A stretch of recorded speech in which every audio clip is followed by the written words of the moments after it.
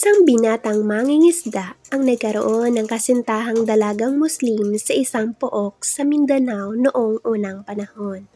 Ang magkasintahay nagsumpaang pakakasal pagsapit nila sa ika-21 taon. 5 taon pa silang maghihintay. Tuwing sila'y nag-uusap, ipinaalala ng isa't isa na huwag makalimot sa sumpaan. Laging nangangako ang binata na ang dalaga lamang ang tanging pakaiibigin. Pinakamamahal kita, Leonesa, ang magiliw na sabi ng binata. Ikaw lamang ang babaeng iibigin ko habang buhay. Gugustuhin ko pa ang kamatayan kung hindi rin lamang ikaw ang aking magiging kapalaran. Salamat, mahal ko, natutuwang tugon ni Leonesa. Napaka-dakila ng iyong pag-ibig. Sana'y palarin ka sa iyong paghahanap buhay upang makapag-impok tayo para sa ating pag-iisang dibdib. Huwag ka sanang magpapapabaya sa iyong kalusugan. Mag-iingat ka sa iyong paglalayag, dugtong pa. Maraming salamat, mahal ko, sa iyong mga paalala. Tugon ng binata, sabay paalam. Laging nagsusunuran at walang pagkukulang ang magkasintahan sa isa't isa. Kapwa sila tapat sa sumpa. Walang madilim na panginurin sa kanilang pag-ibig. Laging bukang liwayway. Walang pagmamaliw ang kanilang pagtitinginan. Subalit, mapagbiro ang tadhana.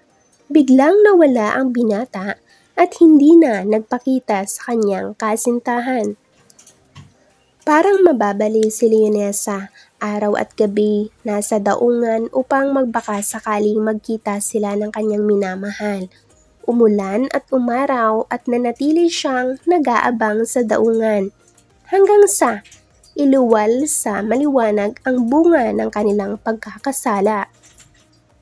Naging tulala ang dalaga. Sa tuwinay, nakatayong walang kibo na animoy isang rebolto. Walang katinag-tinag na napako ang paningin sa laot ng dagat.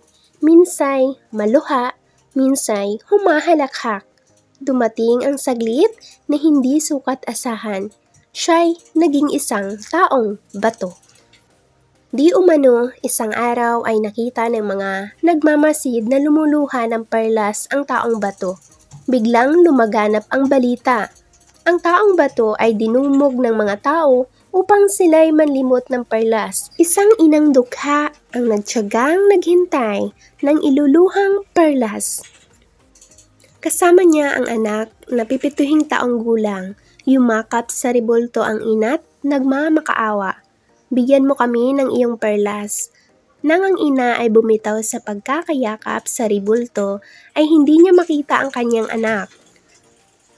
Hanap dini, hanap doon. Inabot ng dilim ang ina sa paghahanap, subalit nawala ng saysay. Nang magsawa ang bata sa paglalaro sa may dalampasigan, saka pa niya naalala ang kanyang ina. Kanyang binagbalikan at tinaluntun ang kinaroroonan ng taong bato. Hindi niya naratnan doon ang kanyang ina. Inay! Inay! Narito ako! Saan ka naroon? Ang sigaw ng bata. Tuloy yakap sa paanan ng rebolto. Naantig ang damdamin ng taong bato. Kanyang naalala ang kanyang yumaong anak. Ang kanyang mga matay dinaluyan ng masaganang luha. Kinabukasan, ang ina ay nagbalik sa lunan ng taong bato. Natuklasan niyang nagkalat ang mga perlas sa paligid ng rebolto.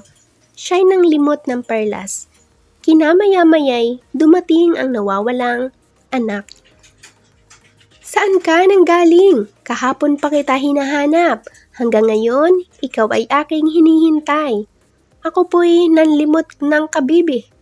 Nagbalik po ako sa rebolto. Ngunit kayo'y wala na roon. Bakit hindi ka umuwi sa atin?